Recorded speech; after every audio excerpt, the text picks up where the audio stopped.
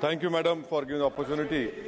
Madam, I will be speaking on item 15, 16, 17, 18, 19 in today's list of business, Madam.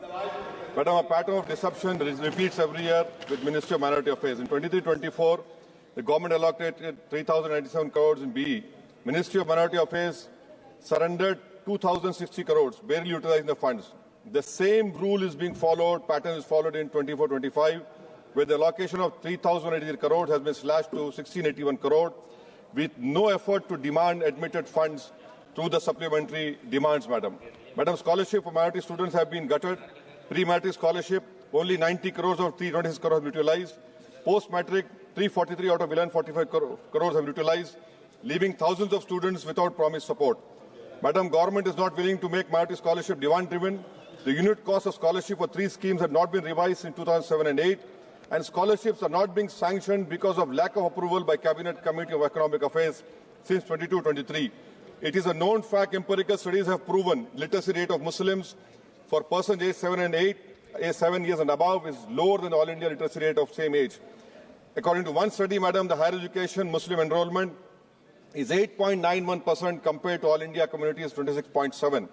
Madam, PM Vikas, a scheme meant for skilled and entrepreneurship of minorities, has met the same fate. 540 crore allocation in 2024, only 240 crores have been utilized. This scheme was aimed to benefit 9 lakh candidates by 25-26. The budget has been slashed from 500 crores B to just 20 crore in RE 24-25, Madam.